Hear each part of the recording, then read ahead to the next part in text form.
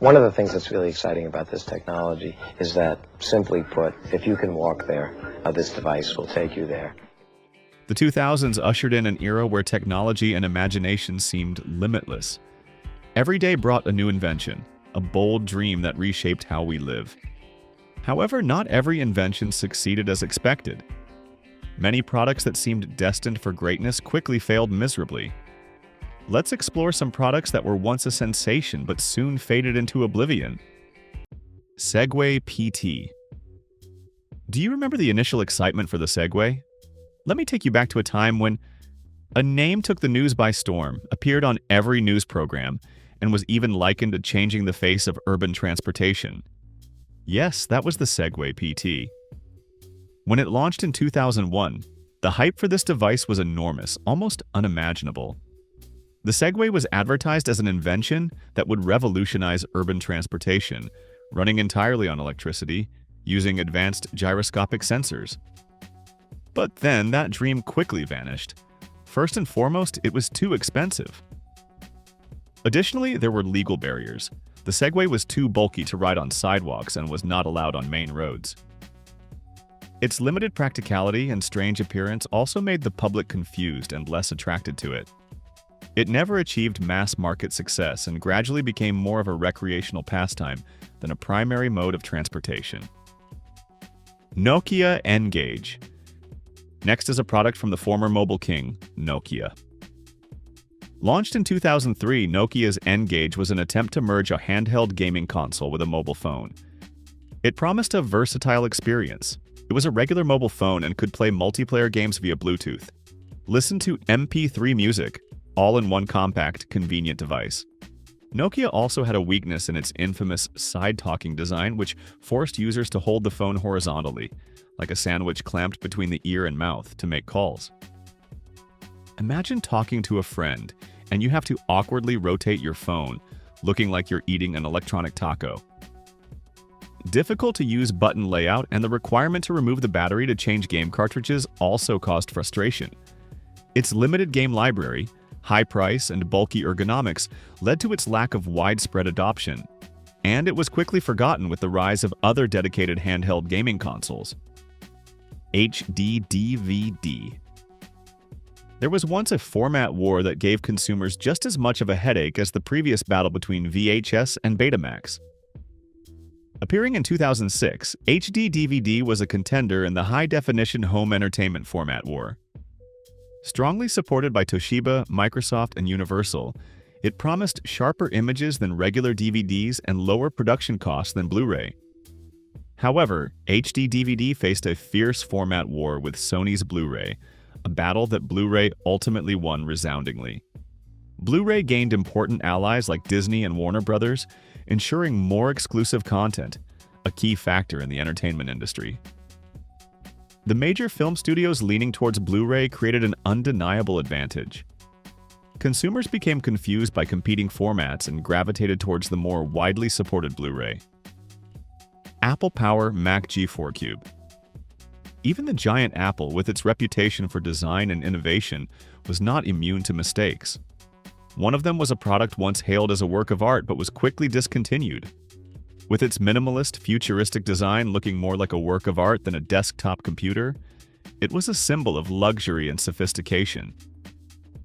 This computer was housed in a transparent acrylic casing, like a crystal block containing technology inside. Apple products were never cheap. The Power Mac G4 Cube was significantly more expensive than comparable Macs with similar performance, making it a less attractive economic choice. Additionally, its limited expandability did not meet the needs of users who wanted to upgrade components. And worse, it also suffered from technical issues such as hairline cracks on the acrylic casing after some use, a serious design flaw for a premium product. The fanless design raised concerns about long-term heat dissipation performance, casting doubt on the machine's durability. Motorola ROKR E1. Before the iPhone shook the world, there were other attempts to combine phones with Apple's burgeoning music ecosystem. One of them was the Motorola ROKR E1, a first step, but also a clumsy one. Launched in 2005, the Motorola ROKR E1 was the first phone to integrate iTunes, a bold attempt by Apple and Motorola to merge mobile technology with Apple's music ecosystem. At the time, iTunes and iPod dominated the digital music market, and bringing iTunes to a phone seemed like a brilliant idea, promising maximum convenience for music lovers. Yet the ROKR E1 became a big disappointment. Apple imposed a limit of only 100 songs on this phone, regardless of actual storage capacity, a perplexing and frustrating restriction for users who wanted to carry their entire music library. Additionally, the extremely slow music transfer speed via the old USB 1.1 port made syncing music a nightmare. Do you remember any tech products from the early 2000s that you really wanted to own? Share with us in the comments below. Sony My Life Online, mylo. Remember a time when Wi-Fi wasn't as common as it is now? Sony had an ambitious idea to leverage Wi-Fi technology to create a new communication device. Launched in 2006, Sony My Life Online, or mylo, was a compact Wi-Fi communication device targeting tech-savvy teenagers. It had a sliding keyboard PDA form factor, offering access to Skype, AIM, Google Talk without a mobile data plan, along with music playback, web browsing, and photo storage. The idea was to create a standalone device, allowing young people to connect with friends and the internet without phone charges, a cost-effective and convenient solution for a new generation growing up with the internet. Like the creations above, mylo failed miserably. Imagine carrying a device designed for communication, but only being able to use it at home or in a few coffee shops with free Wi-Fi. The rapid rise of smartphones with superior functionality and 3G, 4G connectivity everywhere quickly overshadowed it. Smartphones offered everything mylo had and more in a single device. Google Wave. Google, another giant in the tech world, also had bold but unsuccessful experiments. One of them was Google Wave, an ambitious project to revolutionize communication by combining email, instant messaging, and document collaboration into a single real-time platform. Google envisioned a future where every conversation, every document, every project took place on a dynamic, continuously updated interface where everyone could collaboratively edit, respond, and track progress seamlessly. However, Wave's complexity quickly became its fatal weakness. Users found the interface difficult to understand and the concept hard to grasp, with too many overlapping features and little guidance on practical use. It was like a tool that was too powerful and versatile, but without a clear instruction manual, leaving users lost in a sea of features. Nintendo e-reader. Nintendo, a name associated with resounding successes in the gaming industry, also had strange experiments, and they did not always bring the expected results. Launched in 2002 for the Game Boy Advance, the Nintendo e-reader was a unique accessory that allowed users to scan special printed cards to unlock mini-games, levels, or in-game items. The idea was to transform physical cards into digital content, creating a unique experience that combined the real and virtual worlds. However, the e-reader failed due to its overly cumbersome user experience. To play a mini-game, users often had to scan multiple cards in sequence, a time-consuming and error-prone process. Additionally, for full functionality, it also required a link cable or additional hardware, increasing complexity and cost. The lack of strong third-party support and complex setup hindered its widespread adoption. Apple iPod Hi-Fi. The Apple iPod Hi-Fi was a minimalist, sleek speaker dock designed to bring high-quality sound to iPod users. Priced at $349, it promised professional sound from a compact device, a premium accessory for those who loved their iPod and wanted to elevate their home music listening experience. But it lacked wireless connectivity, a serious omission at a time when wireless technologies were becoming increasingly common. Users had to rely entirely on a physical dock to connect their iPod, causing significant inconvenience. Additionally, it lacked basic features that many other speakers in the same price range offered, such as a radio or app control. More importantly, audiophiles found its sound quality unimpressive compared to competitors in the same price range. For a price of $349, Consumers expected a superior audio experience, but the iPod Hi-Fi failed to meet that expectation, making it less competitive in the rapidly growing portable speaker market. Microsoft Zune HD. If Apple had the iPod, Microsoft also wanted a similar product to compete in the portable music player market. That was the Zune, and its HD version was expected to be a formidable competitor to the iPod Touch. Launched in 2009, the Zune HD was Microsoft's sleek answer to Apple's iPod Touch. It boasted a vibrant OLED touchscreen, HD radio reception, and impressive multimedia features, a serious effort to create a premium portable entertainment device. Microsoft invested heavily in design and user interface, creating a truly beautiful and premium-feeling product, expected to break Apple's monopoly in the music player market. However, the Zune HD faced the deep-seated dominance of the iPod ecosystem. Along with limited third-party app support and a smaller content library, the Zune HD failed to generate the necessary appeal. Users were accustomed to Apple's huge app store and did not want to switch to a new platform with fewer options. Microsoft's inconsistent marketing was also a key factor in its failure.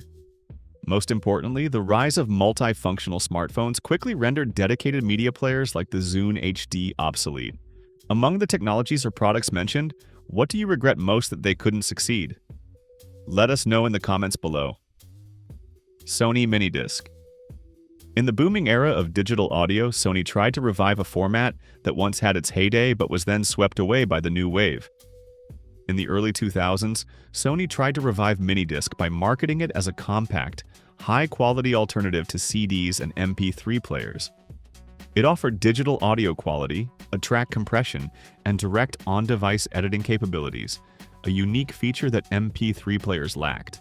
MiniDisc was once a symbol of portable audio technology in the 90s, and Sony believed that with improvements in quality and features, it could regain its position in the new digital music market.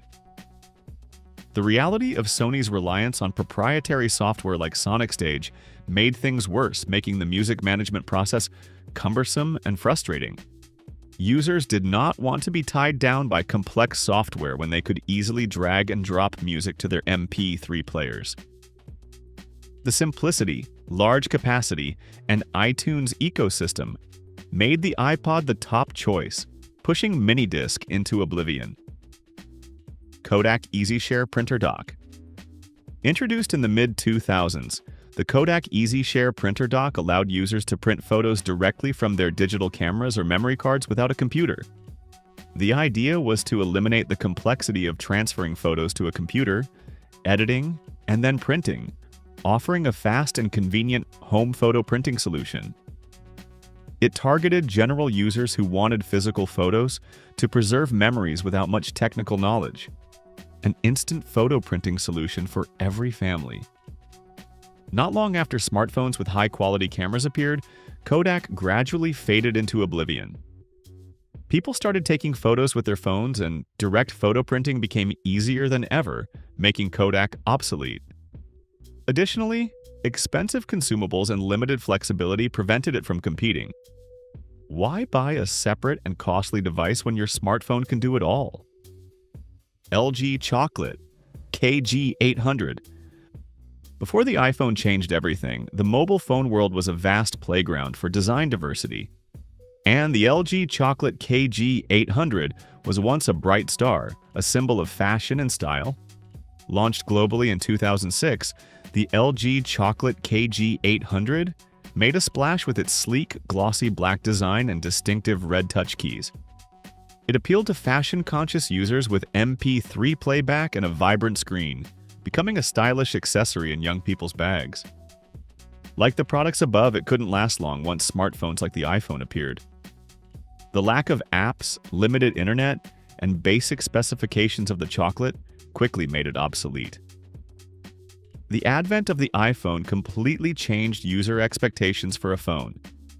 People no longer just wanted a beautiful device, but also a smart device that could browse the web, run apps, take high-quality photos, and connect anytime, anywhere. The LG Chocolate, no matter how beautiful, could not meet those new demands. Sony Aibo ERS7. Could robots replace our real pets? Sony once tried to make that a reality with its robot dog Aibo, a glimpse into the future, but too expensive to become a reality. It was equipped with a camera, microphone, touch sensors, and AI software that allowed it to recognize faces, respond to voice commands, and develop its own personality. Aibo ERS-7 was a feat of robotic engineering, a symbol of the creativity and capabilities of artificial intelligence at the time. The robot dog Aibo was a glimpse into the future, but it was too expensive and only for a small group of fans. Its niche appeal and high maintenance costs, e.g. battery replacement, repairs, were also major barriers. It also lacked practical utility, making it more like a luxury toy than a true pet replacement. Although intelligent, Aibo could not provide the warmth, affection, and natural interaction of a real pet. People quickly realized that a robot, no matter how advanced, could not replace a heart. HD radio. In the early 2000s, HD radio emerged as a digital broadcasting technology promising higher audio quality, more channels, and additional data services compared to traditional AM/FM radio. The idea was to upgrade the radio listening experience, delivering CD-like clear sound and more diverse content, while maintaining the free nature of broadcast radio. HD radio did not achieve widespread adoption as expected, partially due to consumer confusion about its concept and benefits, as they were too accustomed to analog radio and did not see a significant enough difference to change. Additionally, the need for dedicated receivers and limited differentiated content hindered its development. Radio stations did not offer enough exclusive content via HD radio to attract listeners. More importantly, the rapid development of internet streaming services and satellite radio overshadowed the appeal of HD radio. Listeners could easily access thousands of songs, podcasts, and radio channels without being limited by local broadcast waves. Have you ever owned or known anyone who owned any of the products on this list? What are your memories with them? Palm Folio. Palm, a name that once dominated the PDA market, also made an attempt to expand into a new product segment, but failed to find its footing in a rapidly changing market. Palm introduced the Folio in 2007, a device called a mobile companion. Essentially, it was a lightweight sub-notebook designed to sync with Palm smartphones for email and document editing. The idea was to provide a larger typing and screen experience for smartphone users without having to carry a bulky laptop. The Palm Folio confused consumers and critics about its purpose, especially as netbooks and smartphones were rapidly evolving. The Palm Folio came out at an inopportune time. It tried to fill a gap that smartphones and tablets later completely occupied, making it a lesson in misjudgment in technology. Sharp Zaurus. In the PDA race of the early 2000s, besides Palm and Pocket PC, there was another competitor targeting professional and customization-loving users.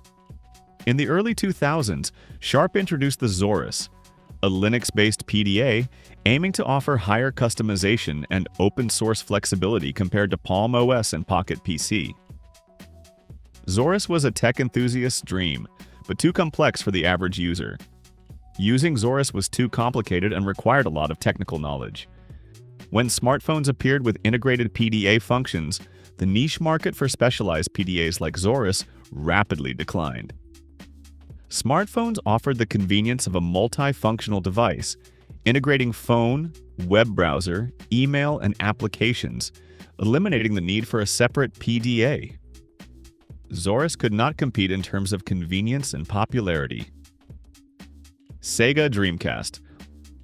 Launched in the US in 1999 and continuing into the early 2000s, the Sega Dreamcast was a technological marvel with a built-in modem for online gaming, a unique VMU, and an innovative game library. The Dreamcast was Sega's last effort to regain its position in the console industry, a powerful machine, pioneering and bringing online gaming to console players. For game lovers, Dreamcast is a name that evokes many emotions. It was a machine ahead of its time, but could not overcome the shadow of the past and fierce competition. Sega's previous hardware mistakes, like the Sega Saturn, shook the confidence of consumers and game developers. They were too tired of investing in a platform that Sega might abandon at any time. More importantly, the arrival of the PlayStation 2 in 2000, with its built-in DVD player and strong third-party support, led game developers to abandon the Dreamcast. The PlayStation 2 was not only more powerful in terms of hardware, but also had DVD playback, turning it into a home multimedia entertainment center, a significant advantage over the Dreamcast. Dell DJ. When Apple's iPod began to dominate the music player market, many other companies tried to create their own competitors. Dell, a giant in the computer industry, was no exception. Dell entered the portable music market with the Dell DJ, a hard drive-based MP3 player aimed at challenging the iPod's growing dominance. Dell wanted to leverage its reputation in computers to create a competitive audio product, offering an alternative for those who did not want to buy Apple products. Promising large storage capacity, the Dell DJ failed for several reasons. It lacked the sleek design, intuitive user interface, and seamless ecosystem that made the iPod a cultural phenomenon. While the iPod was a symbol of simplicity and sophistication, the Dell DJ looked much clunkier and less appealing. Early Dell DJ models had monochrome screens and relied on cumbersome software like Music Match Jukebox, making the music management experience frustrating. Casio Exilim. Exilim was a compact star in the digital photography world, but was overshadowed by the brilliance of smartphones. The Casio Exilim series ushered in a new era with ultra-compact digital cameras, fast boot times, sleek designs, and impressive image quality for its time. Exilim allowed users to easily carry their cameras everywhere to capture memorable moments. However, when smartphones with increasingly sophisticated cameras flooded the market in the late 2000s, standalone digital cameras like Exilim faced a major threat. Consumers preferred the convenience of an all-in-one device that could make calls, send messages, browse the web, and take photos, all in one phone. Smartphone camera quality rapidly improved, and sharing photos via social media also became easier than ever, eliminating the need for a dedicated camera. Sony Clié NX70. Sony, a constant innovator, also made a bold attempt to redefine the PDA concept, a device ahead of its time but too complex and expensive. Launched in 2002, the Sony Clié NX70 combined standard PDA tools with premium multimedia features, a built-in swivel camera, and expandable memory. The Clié NX70 was an ambitious device, with a large screen, music playback, video viewing, and photo capture capabilities, a mobile entertainment hub integrated with personal information management functions. In reality, the Clié NX70 struggled with sales due to its high price, bulky design, and limited battery life, making it hard to sell outside of its niche user group. At its sky-high price, only true tech enthusiasts willing to pay could own it. It struggled in a market that was shifting towards simpler, more affordable PDAs and early smartphones. Average users did not need too many complex multimedia features on a PDA, and they also did not want to pay too much for a bulky product with poor battery life. Gizmondo. Launched in 2005, the Gizmondo was a bold handheld gaming device, offering GPS navigation, messaging, a camera, and multimedia playback, very advanced for its time. Gizmondo was heavily advertised as a versatile mobile entertainment device, a formidable competitor to PSP and Nintendo DS, with superior features that competitors did not yet have. High price, a small game library, only about 14 games, and buggy performance quickly diminished its appeal. Users did not want to spend a lot of money on a device with few games and unstable operation. But the most important factor leading to Gizmondo's collapse came from its parent company, Tiger Telematics, which was embroiled in scandals of poor financial management and crime, including executives being linked to organized crime. These scandals completely eroded the trust of investors, developers, and consumers, pushing Gizmondo into the abyss. Have you ever owned or known anyone who owned any of the products on this list? What are your memories with them? Palm Treo 700 watts. The Palm Treo 700W was one of the first smartphones to combine phone, email, web browsing, and touchscreen features into a single device. Running Windows Mobile OS and targeting business users, it was a powerful tool for those who needed to work on the go. However, the Treo 700W quickly became obsolete. With its bulky form factor, slow performance, and limited app support, it could not compete with the new generation of smartphones. The stylus-controlled interface felt outdated when more intuitive, capacitive touchscreens began to appear, especially after the iPhone launched. Users no longer wanted to fumble with a stylus when they could control everything with their fingers. The Treo 700W was a product of an old era, unable to adapt to the rapid pace of innovation in the mobile industry. Sony PSP Go. Sony once again appeared with an ambitious handheld gaming product, but faced mixed reactions from its own fan community. Sony launched the PlayStation Portable Go, PSP Go, a completely digital handheld gaming console with a modern sliding design and no UMD drive. The PSP Go was a bold attempt by Sony to move towards a fully digital future for handheld gaming, completely eliminating physical discs and shifting to online game distribution. Sony wanted to simplify gaming, making the device more compact and convenient, fitting the rising trend of digital game downloads.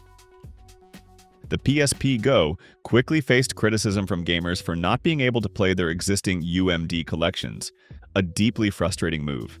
Many players had invested hundreds of dollars in UMD discs and did not want to have to repurchase all their games digitally. A higher price compared to other PSP models and limited digital content were also factors that made it less appealing. The fact that users had to download games over the internet at slow speeds at the time also exacerbated the problem, making the experience less smooth than expected. 3D television. At one point, 3D entertainment was limited to special effects in movie theaters, where audiences wore glasses and enjoyed prominent images.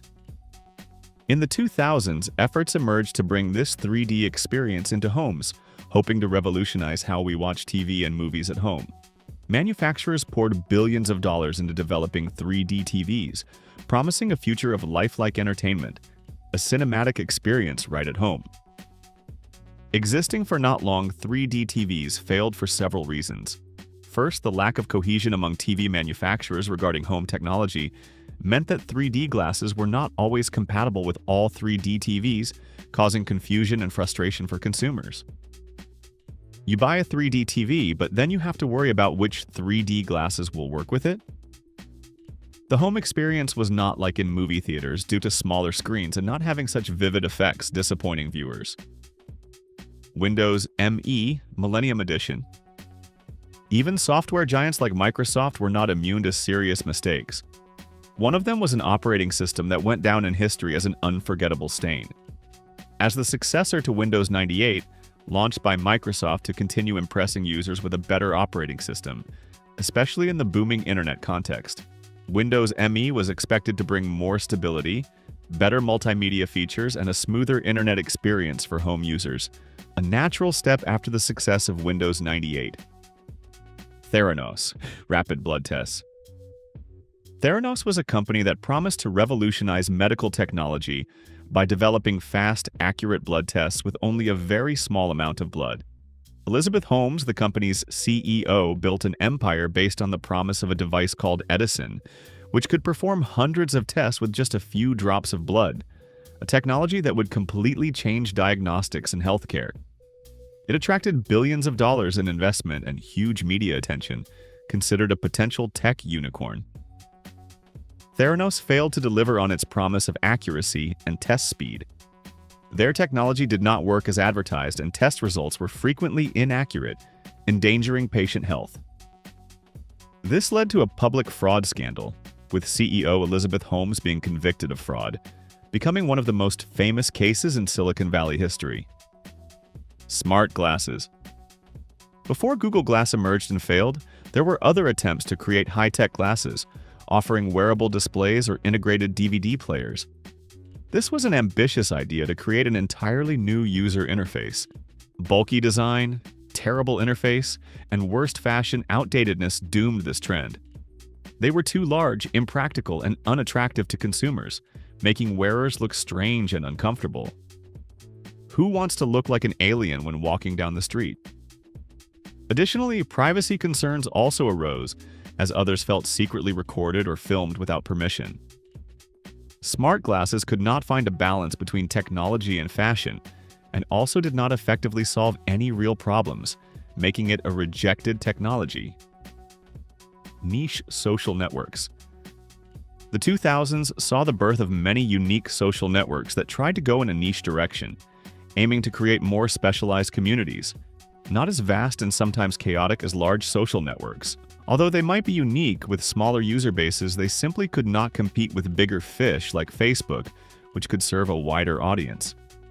Niche social networks like Ping, Daily Booth, FriendFeed tried to create specialized communities where users could share specific interests or content.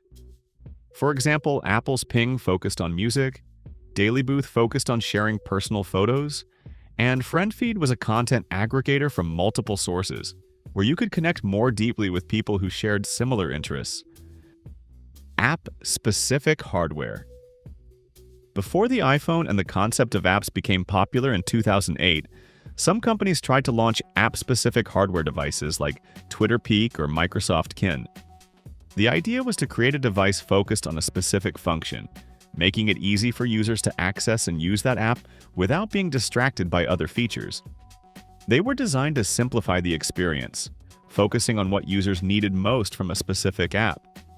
This type of hardware basically died upon launch when smartphones emerged and replaced everything that came before. Smartphones provided a more flexible platform, allowing multiple different applications to run on a single device, from Twitter, Facebook, email, maps, to games and web browsers. Limited functionality, unattractive design, and disproportionate cost quickly made these devices redundant in the smartphone era. Do you remember any other products we missed? Leave a comment below. Your memories are important to us. If you enjoyed this trip down memory lane, don't forget to subscribe to Back to Yesterday so you don't miss the next nostalgic videos, and share this video with friends who also grew up in this decade. Thanks for watching, and see you in the next nostalgic videos. Have a very nostalgic and inspiring day.